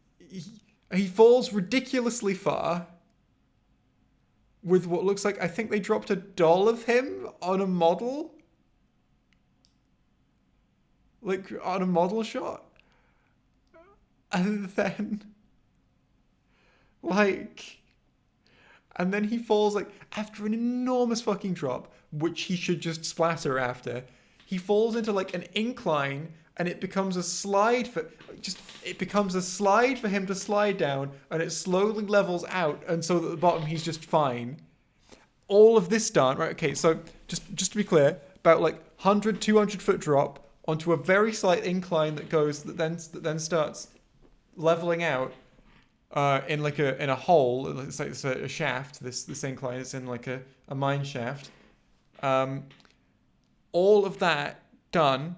That's quite a difficult. That's quite a quite large scope in what they want to shoot there. With 60s VFF shot I can't speak. With 60s VFX shots, it looks about as good as you think it would. They were trying so hard for like the first 4 episodes, but the crew then just got to episodes 5 and 6 and just sort of looked at Terry Nation and went, "What the fuck? We Yeah, tried so hard for the first 4 of these." and there are so many other things they could do. Um, my personal part 5 and 6 for this story would be that the thing that the Daleks are drilling for under the earth is like a crashed TARDIS. and They the want they they want want time time travel, travel, and there's but like, you know what? I suppose that this show hadn't really done much setup to do with Gallifrey at Well, they this hadn't, stage. but like they don't need to because all of They'd the done setup some they of it. need exists in the story. Because all you need is the Daleks are drilling under the earth for something, and like either the Daleks get there, or maybe other characters manage to get there first somehow, and they open it up, and oh, this is a set that looks very similar to the TARDIS because you've already got the setup there. The characters already you already know what that is as a viewer of this in the '60s. Oh, that's a TARDIS. Oh fuck, that's what they want. And True, then but that would true, but that would also be that would also be very in for the show, as in thinking about its own its own what? show, uh, thinking it would be very in. It would be be the show being very aware of its Of itself. rules and its own rules in its own universe and very itself, and that's You're not really cutting how out a the bit, show by the way. worked at the time. It's That's not, not, but and that's not really how the show worked at the time. At the time, because you got to remember, originally the show was going to be an educational show for children, in which a bunch of time travelers go back to the past and look at historical settings. yeah. And it was very because it was all self-contained. It was all self-contained serial, so they hadn't really done that much digging into how all of this works yet. So I kind of don't begrudge them for not thinking of things like that, because Well, that's the sort of yeah. idea that would from It's say in the future, by the time it's developed this fan base and there's all this intrigue, it is. all of that shit. I'm not. I don't Because blame them for outside, not doing specifically this. I blame them for not doing something better than what they did, which wasn't yes, of very course, good. yes, of course, I agree with that idea. It's just I was just making that point because I was Well, just making that point because outside of An Unearthly Child Part One and the odd moment in which Susan talks about Gallifrey and, like, say, the Sensorites, they hadn't really done any of that at all. so like, I mean, the reason I go for this, by the way, is just um, it fulfills all of the criteria of oh, it's something unique that the Daleks need to drill in a very specific place for, which is set up like throughout the story. There are all these lines like, why are they drilling here? What they must have, we have to, something that they can't get anywhere else, because I don't see why else they would have come all the way here for it. So yeah, if it's like a crashed, abandoned TARDIS under the earth, then yeah, you're not going to find that anywhere else, I assume. Then the second thing is you don't. The power of the reveal is inherent to what's already been set up. It's surprising for the audience. It uses parts of what the audience already knows in ways they don't expect to create that satisfaction of parts coming parts coming together in a way they didn't expect. And finally, because it's a TARDIS, our main cast has knowledge of it and can thereby use it to actually lever an advantage over this force, over the Dalek force, without making it seem tiny, because now they have an advantage over the Daleks, and they know stuff that the Daleks don't, and they actually have an edge that can be exploited very easily to defeat them. This TARDIS. So Chat is that's. Hmm? The chat is distracting me. Someone has just written, "Move to Singapore, Stu." Are you gonna? What made anyone think I wanted to move to Singapore? They probably thought you didn't want to move to Singapore. That's why they had to correct you by telling you to Okay. move to Singapore, But yeah, Stuart. but yeah, this ending is fucking ludicrous. That's the thing. I kind of admire it because it's so ludicrous. Sure, there is that. I don't know. Terry Nation had two settings. He had bleak and horrible and ludicrous. And then, I mean, I guess we get to the character ending. Because like Genesis of the Daleks is bleak and horrible. Yeah. Well, But the chase we is don't know fucking how ludicrous. much of we don't know how much. Do we know how much of the Genesis was Terry Nation? No, we don't. There are questions there, of course. But yeah, let's not get into legal troubles with the estate of Terry Nation. So we've Um, got this story is famous for its ending. Among other things, it's famous for a lot yeah, of that's reasons. true. Oh my god, we forgot the steamy bit in episode 5. Oh, where she humps his leg. Yeah, that one. Yeah, it's about as steamy as I assume you would have been allowed on family television in the 1960s. Well, I was Um, surprised how steamy it was for family television in the 1960s. yeah, Susan and David, they get essentially a compromising position together with a fish. There is a fish there. Um, yeah, and then then we get to the ending. So we've had this romance set up between Susan and David. Oh, you know what I want to mention? I want to mention how explicit this is. Like the worst dialogue in in the entirety of the story is when David says, is when Susan talks about how she doesn't really feel that she has an identity and tied down to any single place, right? That she's she's just traveled all her life and that's all she knows. She doesn't have an identity tied to a single place. And David just looks at her and says, "One day you will. There will come a time when you're forced to stop traveling."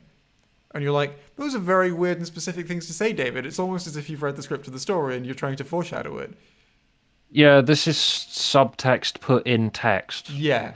Just just when I some just when I'm writing, I write I write I go into this state where I'm just sort of in a trance where I'm just writing and writing. Then what I do at the end of that is I read it back. I get to say a line like that, and I just say, okay, so you've written what your intent was in the actual text. Okay, all you need to do here, highlight, delete.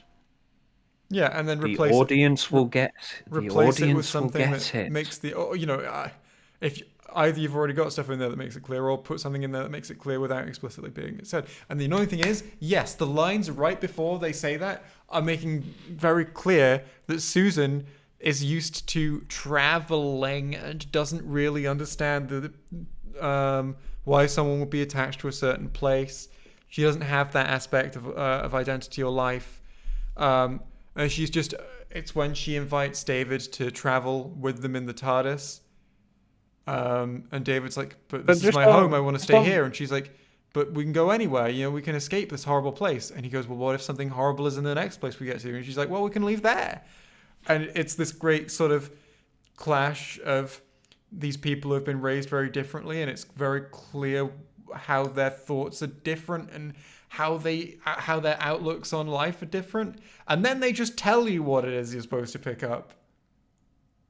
It's really frustrating. but yeah, I am always doing that. I get to a point where I'm reading back something that I've written, and I just say, okay, Stuart, what you've just done there is you've just explained what your theme is. Highlight that, delete it. Yeah, and the thing is, like in a modern episode, like a season 12 episode, you would have the bit where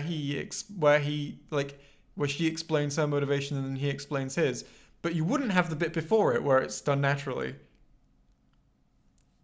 So that's fun. We've regressed. Yeah, I mean it started quite well in episode two where they were explaining everything, but here it's Yeah. yeah, I mean, there's lots of very good correct. character building and dialogue in this story, and natural world building, and all of this great stuff that, where they don't explicitly tell you what their theme is, or what their idea is, or what the backstory is, or, all of that kind of stuff.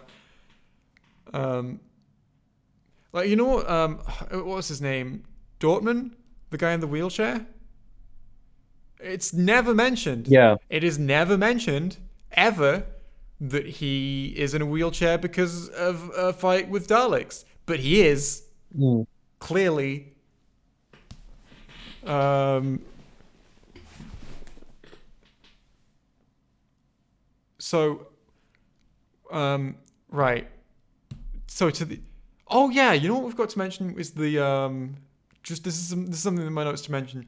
The fucking Roboman scene that pulls no punches in part 5, I think? You know what I mean? Uh, do not remember. It's the one where the guy encounters his brother as a Roboman. Larry encounters his brother. Oh yeah. It's Yeah. just brutal. It's like, this character, fuck him. He's going to have the worst experience of his life and then die.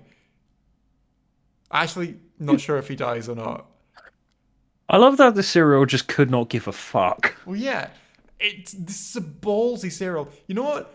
Just can we appreciate the fact that this balls This It does. cereal, this cereal had the balls, not this balls had this cereal. The cereal had the balls. Just be like, yeah, the world ends in 2150. Fuck you. That's canon now. You have 200 Yeah, years, fuckhead. the world ends in 2150. And it's fucking horrible for everyone involved. Yeah. Have a nice life. So yeah, this just children's TV in the 60s is it puts an explicit date on it. It doesn't shy away from that. It's like here's the explicit date when the apocalypse happens. We're invaded by aliens and most people in the world die. That's the canon future of this world now. That's something that Yeah, as I said, Terry Nation, two modes: dark, gnarly, twisted, and horrible, and really fucking stupid. the problem is that they don't stick to it. They don't. They if they're gonna do something like this, they need to have the balls to remember it and go just keep it steady going forward. Um, have you know, because this would affect the attitude of any character who knows that it's the case in any future story. I think. Uh, the movie was I better. suppose That's an interesting opinion. I think. Well, Oh yeah, we probably should have watched the movie again before watching this to compare. That would have been an interesting talking point. Stuart, fun fact: there is a message in your YouTube DMs being like, "Can we talk about the Doctor Who movies on YouTube for a collab?"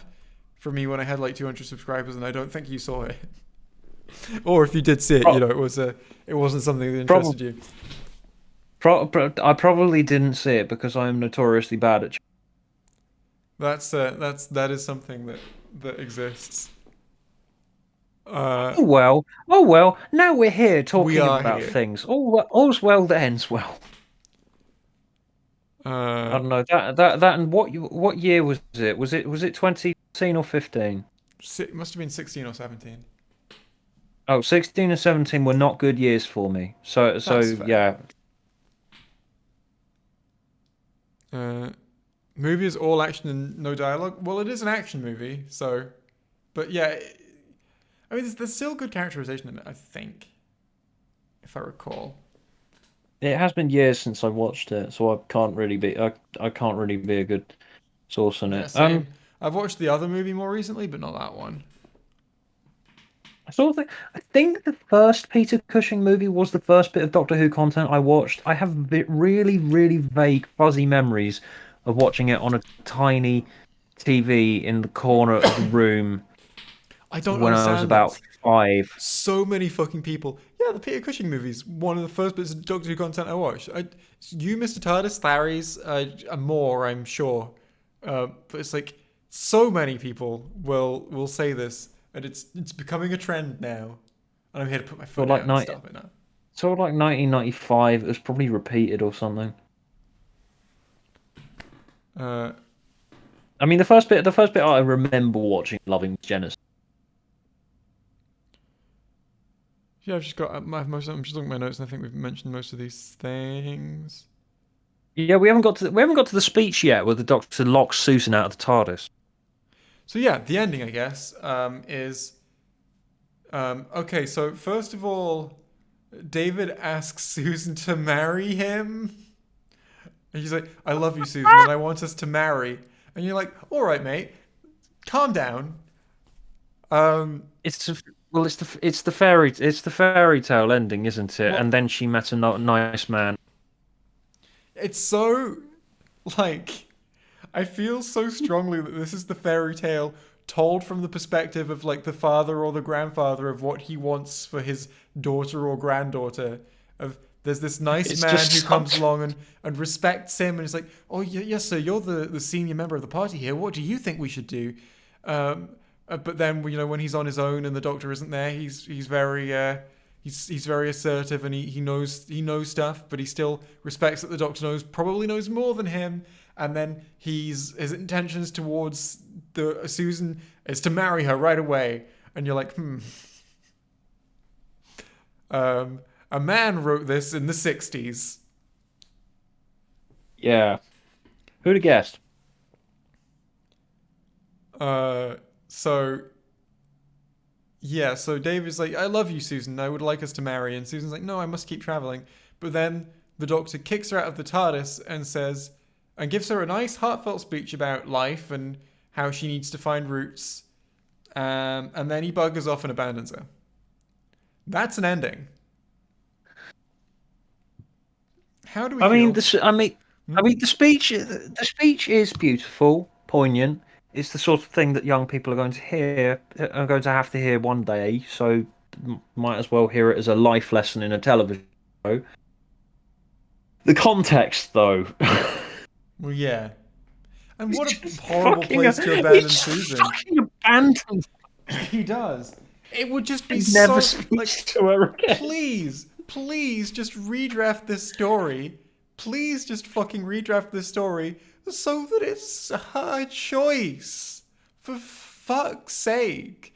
Please just make it her choice and make her say, please come back to visit though. All of these things. Make it clear that she has the option to come back and see them again and go back with them if she ever changes her mind. And or if it's not going to be her choice, make it so that it's a situation of a result of circumstance rather than the Doctor just being a prick. Like, for some reason she gets separated from everyone and they can't, they can't get back to her, or whatever, something along I those mean, I get, lines. I get the point that it's like, okay, kids have to be put through hardships so that they will learn and grow. I get that point, and I also get the point that the TARDIS is a cushy lifestyle for Susan, and he is concerned that she would get too comfortable and too reliant on, oh, my grandfather will do everything for me. I get all of that. But yeah, and you know what? It would have sat a lot better if he'd come back in a year.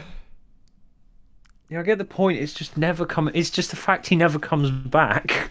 Well, yeah, they had to do it in the fucking extended media. It's Especially like, when the speech fucking ends with him saying, I'll come back. yeah, it's just. But It would play a we lot admire fucking better if he we, came back but like in a year. though we said that this story is ballsy. It's That's like, really nasty, isn't it? what is it? What is it? What's the scene where the Doctor is upset? It's like one of the most like gut punch moments in the Hartnell era, where he's upset that all of his friends have gone. What serial is that at the end of? I can't remember. Is it after Stephen leaves? I think.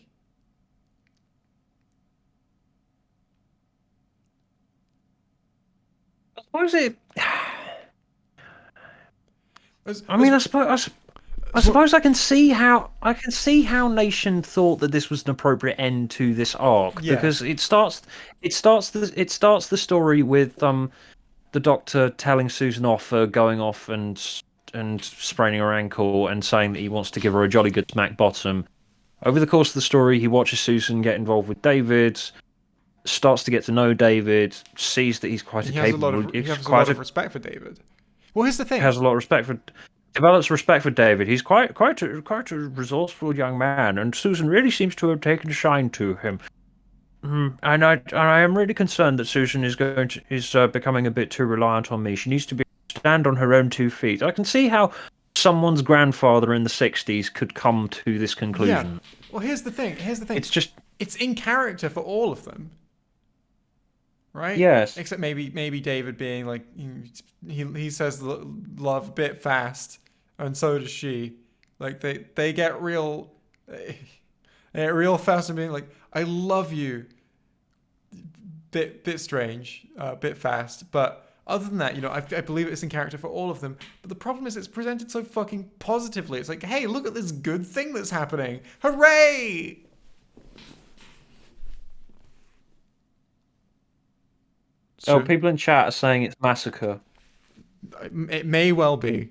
Uh, Hang on, let's have a quick Google. Doctor Who massacre ending.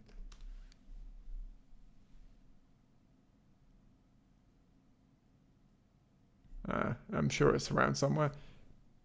But anyway, when all of like he's sad because all of his friends have left, it's like, oh, maybe you should go and see your granddaughter, Doctor, that you left in a post-apocalypse with a strange man. Maybe that's a place you could go if you're feeling fucking lonely, eh? I assume they didn't. I don't know. Could they get Carol Ann Probably Ford could. back then, or Probably just couldn't get Caroline Ford back. Hang on, people were saying earlier, isn't she supposed to be in school? I'm looking at Caroline Ford now on her Wikipedia, and she was 24 when she shot this. I mean, she was in school at the start of series one. But here's the But thing. she was supposed to be. She was supposed to be in school. She was 24 when they shot this, though. Yeah. So it's not weird and creepy. What if Susan Technically, and the Doctor were not blood related? I like that as a. I actually do like that as a concept. I like that as a concept too. Yeah, like people have always wondered about Susan. Like, is she a is she a time lady? And is she Gallifreyan? I like the idea that she was adopted. Yeah, I do like the idea that that I don't know why. I don't know why that feels so right to me. Mm, It almost makes their relationship more meaningful. I don't know why though. yeah, it's just nice. Mm. Although, does she? I mean, she talks about our home planet. Yeah, I mean she is Scalafrian. I'm fairly She confident is in that. clearly Gal. She is clearly Gallifreyan. Yeah.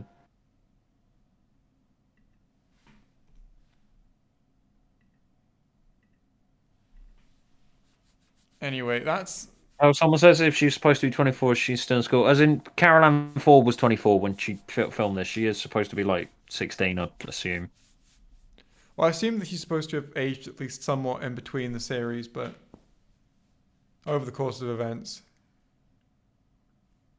Well, seeing what the world is going to be like in 2150, that would fuck you up and age you like 5 years. Is David a Scottish man trying to play an English character or an English man trying to play a Scottish character? Both. Oh, fair, yeah, fair. Right. And well, have you got anything else in your notes, Stuart? Because I have not.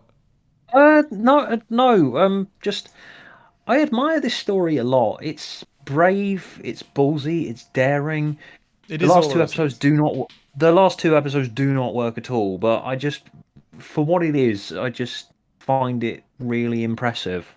There is a lot to admire here, and they kind of fucked a lot of it up as well. Yeah, but they were experimenting. They were trying to see they were trying to found themselves with an audience and suddenly said, oh, okay, so what can we do to expand what we've already got? They weren't just sticking with a formula. They were trying to expand on Yeah, what they got. yeah, and as a sequel to the most popular serial of the previous series, it is a very good choice of something to do. You know what, as well? There are just throwaway lines in this story that was like, man, there's such a world here to be explored that this world isn't. I don't blame this story for not exploring because it's only one story. But like when the Daleks just says like when like Barbara mentions India and one of the Daleks says the Daleks are the masters of India, I'm like, man, I want to see what life is fucking like in India under Dalek occupation. I want to see that shit because it's such a. Uh, Hmm? the Daleks are the masters of India. That's a bit of a dodgy thing to say, given empire. You know what? I don't think it's presented positively. I think it's No, supposed to not. be bad. Yeah, yeah. Is that a bit of social commentary there? Quite possibly. Hmm. I mean, I do get more of a sense from this story than any other that the Daleks are colonialist more than anything. The Daleks are just expand like the Daleks. There's very little ethnic cleansing stuff in this story from the Daleks. It's much more, well, the Daleks want stuff and these guys are in the way, so fuck it. This is our land Yeah, now. We're the exactly. Well, Daleks. We own this. the reason I say that was that the independence of India was like recent memory to these people. Yeah.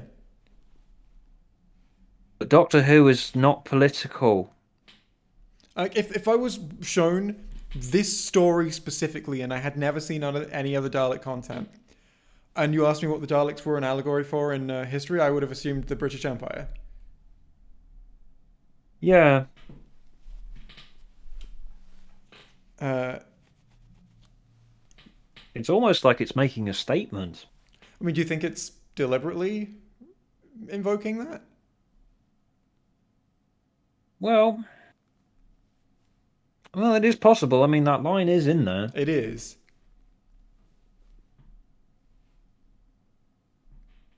But do you have any more closing comments? Because if not, I think this is No, yeah, I think that's an appropriate place to end it. Just yeah, it's a really really interesting bit of 60s TV. it is. It is thoroughly interesting, quite slowly paced. So be aware of that before you hop into this, thinking you have to penetrate 60s TV to get it, to get into it. But if you can penetrate 60s TV, it's definitely not boring. It's thoroughly interesting when it's good and when it's bad.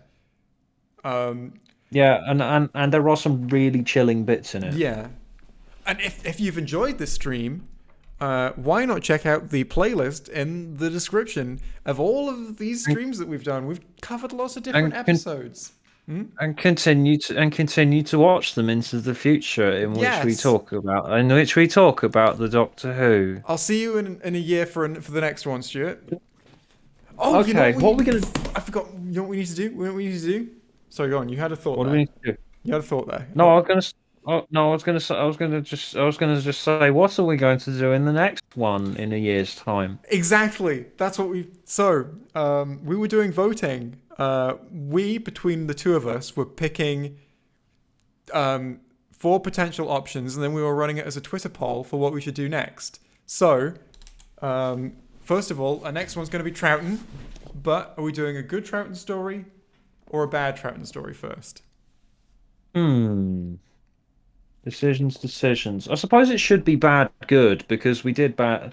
I suppose it should be bad, good, bad, Sure, good, that bad, makes sense to good me. because That means as well yeah. that we don't have to make this decision every time that we do one of these streams. Okay, let's go with that. Okay, so the first option will be Web of Fear episode 3, the animated version. People are just going to pick that. True, There's that's no probably way right. that's going to lose the poll. That and I would feel bad picking on the animators, bless them. Well, yeah, especially I assume they were doing best with the Not their resources they fault. had. Exactly. And as well, I want to actually talk about one of the stories of Troughton rather than going, this animation is kind of shit. Yeah, exactly. That would just make it.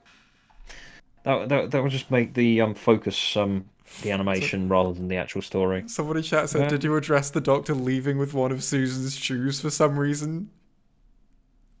Did that happen?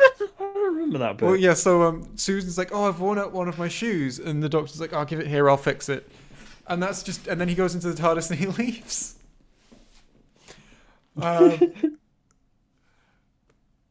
She can get more. She can steal them off a corpse. Yeah. There's a lot of corpses around. People are saying the mind robber. The mind robber is fucking amazing. Right. Just to be clear, right now, chat. Fuck you. We are not doing the space pirates. No. No. Time is money. No. Yeah. I value my time as a human being on this earth. If ever we were to do the space pirates, Stuart, we would be reviewing the experience of watching the space pirates on times 10 speed. That would actually be entertaining. Which is the difference. Okay, in Bad Troughton, I'm going to recommend The Dominator. Well, here's the thing as well. I don't know, and I don't really know what the bad Troughton stories are. So you get all 4 nominations this time. Okay, I'm going to recommend The Dominators because it's really shit, but it's kind of funny in how shit it is. Yeah, actually, no, I would like to do my 2 nominations actually, because even though I don't really know what I'm talking about, I can still look up the scores, and I do know vaguely what they are. So I will. Okay. Well, nomination 1 is definitely. Hmm? Nomination one is definitely the Dominators, and I'm just trying to think of what I would put my second one as. Well, I'm gonna go and have a look at the lowest rated Troughton stories of all time on the timescales. So here we are. Lowest rated is the Space Pirates, which no. No. For anyone in chat who doesn't know why we're rejecting this so hard, the Space Pirates' biggest issue, as far as I'm aware at least, is that it's, first of all, it doesn't exist. You can only watch it via recreations with the soundtrack and like and whatever recreation they've done for the visuals. I assume it's telesnaps, right?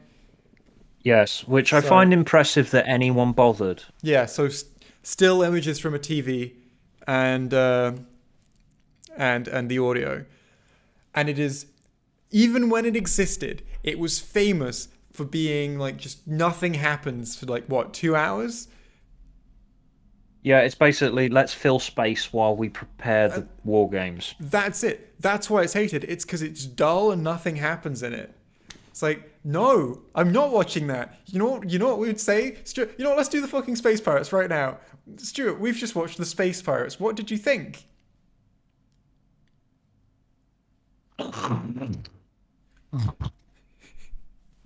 It was That was my dull. attempt to do a snore. It was dull and nothing happened in it. There you go.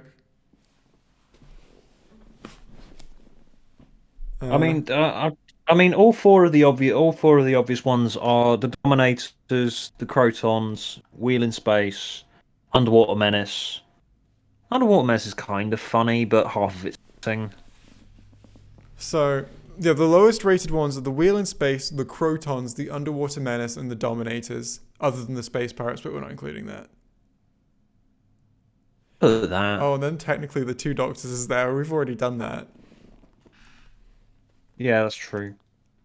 Yeah, because that is technically a second Doctor story. Three Doctors is there as well. Oh yeah, that's true. The Five Doctors is there as well. You know, all of these second Doctor appearances.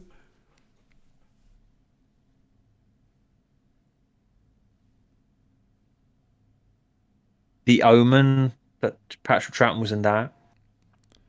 I don't know what that is, Stuart. It's a horror film. Ah. First of all, I want to ideally have a story that exists in some capacity that's watchable. Well, that's why I'd say the Dominators. All 5 episodes of it exist, and all 5 episodes. Right, so the That's Dominators is canon. definitely our first nomination. Our second nomination can be what? Does the Underwater Menace exist? Half of it does. What about the other half? That is Telesnap reconstructions. I want to do Telesnap reconstructions. Should we just forego the Twitter poll and just say should just say the That Dominators? does sort of make sense to me. There's not enough options, really. He doesn't have enough bad stories that also exist. Yeah, I'd say just do that. Because, yeah, the other options are the Crotons, the Wheel in Space, the Highlanders, and the Ice Warriors, and then we get to stuff like the Two Doctors. And it's like, you know Oh no, what? that a ton of which are just Telesnap reconstructions Yeah, and anyway. it's It's like, it's it's it's it's down to the Dominators or the Crotons, and I does think the the Crotons Crotons is kind exist? of adorable. Yeah, the Crotons exists, and I think the Crotons is a little bit adorable. Alright, so let's just do the Dominators then. Fuck it. Yeah, do let's do that. And before we go, Actually, was the Dominators even junked? I'm not entirely sure. we have some super chats to do. Ooh, that's an idea. Yeah. Do the super chats, and I will say some there things. Um, I thought I was reading. I genuinely thought I was reading the super chats. I was like, we've got a super chat here from Warning that says the stream's current bitrate is 900 kilobytes per second, is lower than the recommended bitrate. We recommend that you stream at a bitrate of at least 4,000 kilobytes per second. Yeah, my internet's not good enough to do that, I'm afraid, YouTube. Oh my god, the Dominators wasn't even junked. So, right, the Jesus. super chats say, "Nice to see some classic Doctor Who content, Jay. What's your favorite classic story? Curse of Fenric or Resurrection of the Daleks are my favorites. Those are solid choices. Um, you know what? You can't go wrong with some City of Death. It's a very normal choice, isn't it, Stuart? But for a reason. That is a very normal choice. With me, I always say it's Fury from the Deep, but it's probably Greatest Show in the Galaxy. Those are two very. Those are not normal choices, but they're very solid ones. Hmm. I watched Fury from the Deep for the first time when it was recreated.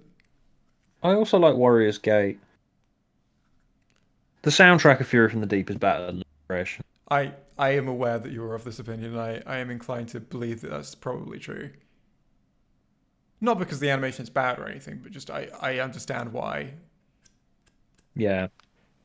Um, Thank you for getting me to watch Doctor Who. I've only seen 5 seasons so far.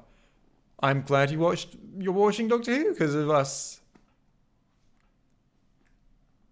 It could be, they could be talking. I think they're probably talking to me because it's my channel, but they could be talking to you, or they could very likely be talking to both of us as well. Which 5 seasons? They've just seen That's series nice 11 to know, 5 times. They've seen they've seen series 11, series 12, series 7B, and then season 24, and Dimensions in Time, which they're counting as a season.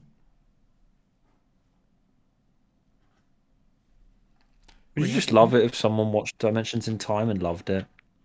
What, as their first Doctor Who episode? Yeah.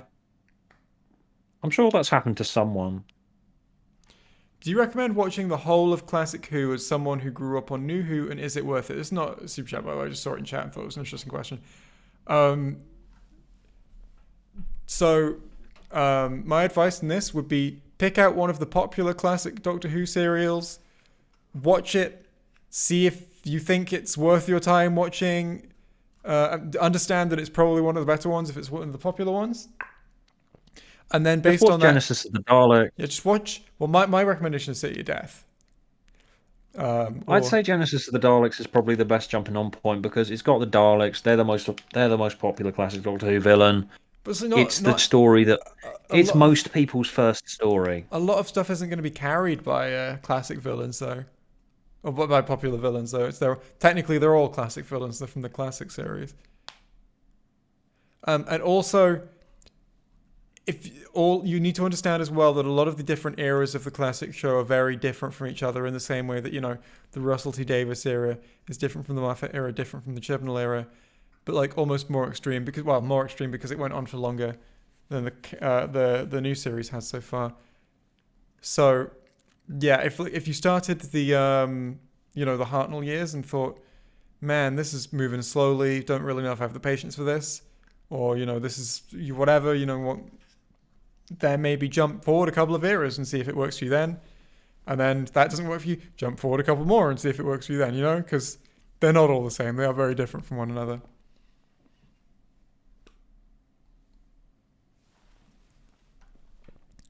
Anyway, we've got, is it bad to prefer the movie Daleks sound wimpy too? What? Sound wimpy too. That's all one word, by the way, they've written that as. Sound wimpy too. Is it bad to prefer the movie Daleks, though? No. Stuart, do you agree? No, nothing is bad. If you like something good for you. No, but like in terms of the way they mean it, is that opinion incorrect on a moral and ethical level? Like, do they need to be beaten Who up cares? for it? I can. No. But no, I prefer the movie Daleks, so. Well, do you know what they work? Honestly, the show Daleks and the movie Daleks both work very well for the contexts they're presented in. That's true. I'm surprised we haven't had marine class style Daleks that look like submarines or something. It would look a little silly though. You could do that well. Thing is, I don't think you need to do like a special kind of Dalek. I think you could just show a Dalek going underwater. like they did in this story that we're currently talking about. This is for the beautiful 5.25 hour Doctor Who video. The care and passion put into it was amazing. Don't worry about reading this aloud. Just take my money. We'll see if you put that at the end of the super chat. I won't know. But also, I read it aloud anyway. Mouse Utopia is collapsing. They tricked you. I don't know what that means, but good or bad, as is appropriate. And finally, oh boy, time to simp for Jay. Also, Jay, do you do your own hair or go to a stylist? I do it myself. I've not had much done to it in a year or two. Sure, we've over the past few years we've swapped hair. Oh yeah, people on here don't know what my hair looks like. It's just a squiggle drawn on paint. In real life. Yes, yeah, my hair is literally a squiggle drawn on paint. No. I have an entirely 2D face, and You cut out a bit there. I said I have an entirely 2D face and no nose. That's true. Yes, and your eyes are in your forehead. Yes. And they're very close together. So close together that they're almost joined. Like Sonic. Yes.